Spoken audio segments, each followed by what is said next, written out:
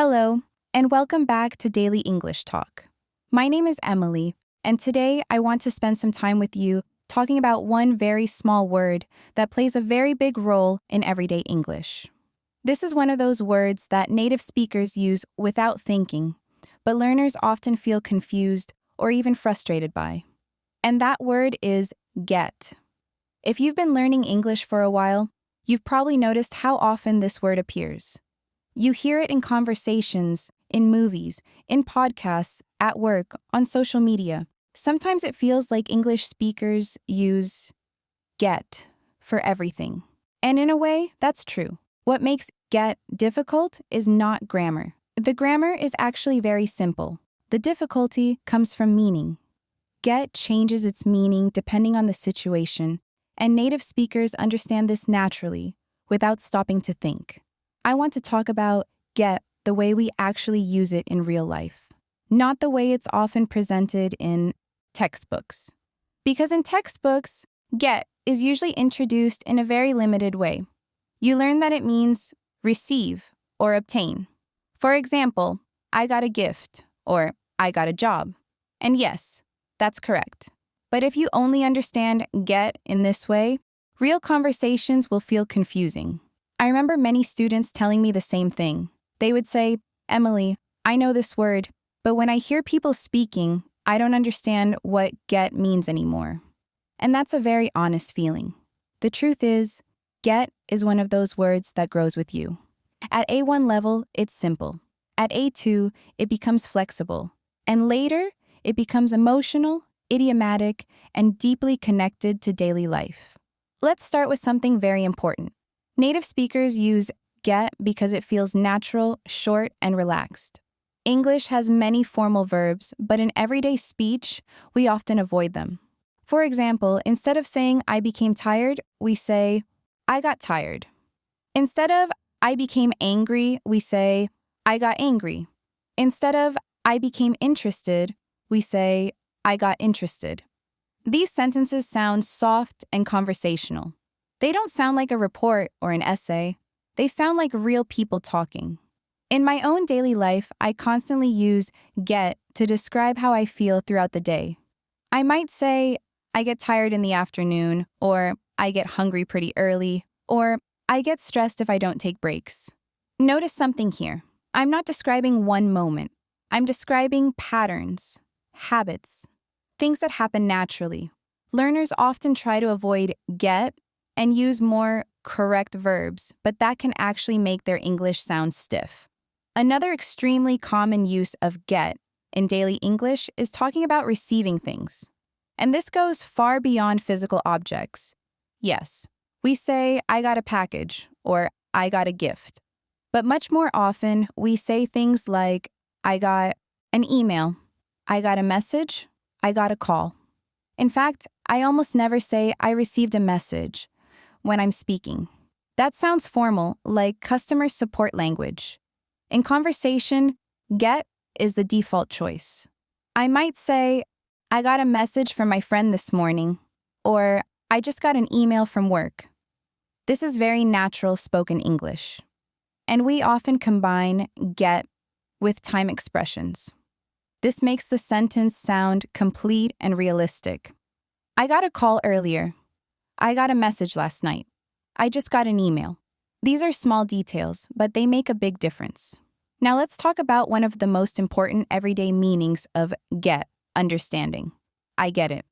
This is one of the most common phrases in English, and learners sometimes don't realize how powerful it is.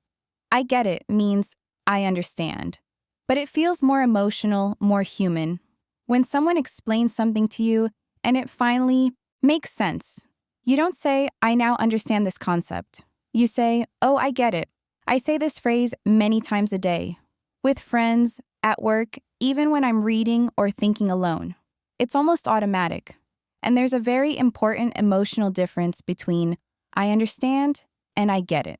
I get it feels closer. It feels like connection. We also say, I get you. And this is something learners often misunderstand. I get you usually means I understand how you feel, not just your words. If a friend says they are tired or stressed, and you say, I get you, You are showing empathy. You're saying, I understand your situation. This is very real, very human English. Now let's talk about get and movement, because this is another area where learners often feel confused. Native speakers use get to talk about arriving somewhere. What time did you get home? I got to work late. I got here early. In textbooks, you learn arrive. But in daily speech, get is much more common. If I say, I arrived home at 6, it sounds correct, but slightly unnatural in conversation. I would normally say, I got home around 6. This is how English sounds in real life. Now, I want to talk about mistakes because mistakes with get are very common, and they're nothing to be ashamed of. One common mistake is using get without context. Learners sometimes say things like, I get happy, or I get sad without explaining when or why. Native speakers almost always add context. I get happy when I listen to music. I get sad in winter. I get nervous before meetings. Get almost always wants a reason, a situation, or a time. Another mistake is overusing get in formal situations.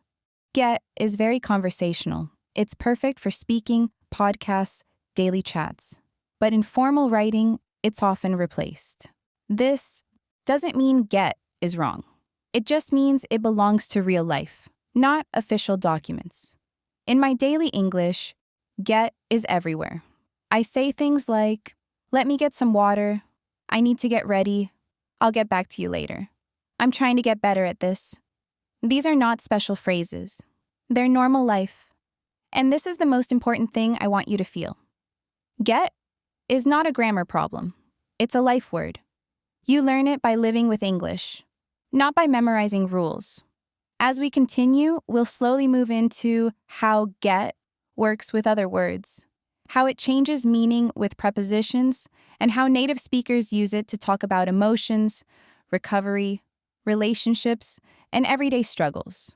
And we'll keep everything calm, clear, and natural, just like real English sounds. As we continue talking about how native speakers use the word get in everyday English, I want you to start listening not like a student, but like someone observing real life.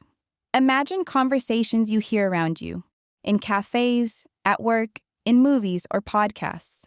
You'll notice that get often appears in moments where people talk about experience, emotions, recovery, or relationships. This is where get becomes even more alive.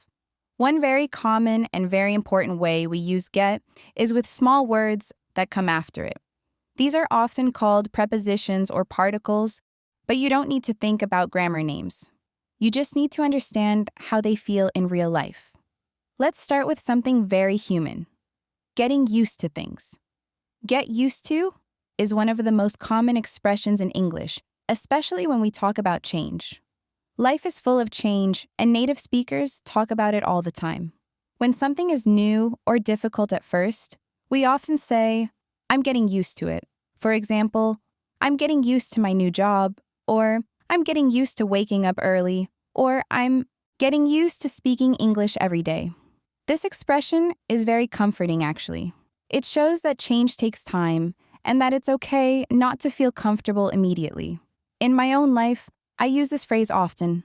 When my routine changes, I might say, I'm still getting used to it. This sentence gives me space. It doesn't say I'm bad at something. It just says, I'm in the process. Learners sometimes make a small mistake here and say, I am used to get up early. But in real English, we say, I'm used to getting up early, or I'm getting used to getting up early. Notice how get appears twice. This is normal. Native speakers don't avoid it. Another very common expression is get over. This one is emotional and very real. Get over means to recover from something, emotionally or mentally. It can be something small or something big. We say things like, I'm getting over a cold, or it took me a long time to get over that experience, or you'll get over it. This expression is used when we talk about pain, stress, disappointment, or difficult moments. I've used this phrase many times in my life. Sometimes I say, I'm still getting over how busy last month was. It doesn't mean something dramatic happened. It just means it affected me. Learners sometimes think, get over it, sounds rude, and sometimes it can be. But very often, it's gentle, depending on tone. Tone is everything in English. The same words can feel kind or cold depending on how you say them. Another very common and friendly expression is get along. Get along is about relationships. It means having a good relationship with someone. We say, I get along with my coworkers, or do you get along with your family? Or they don't really get along. In daily life, this phrase comes up naturally when people talk about work, family, or social life.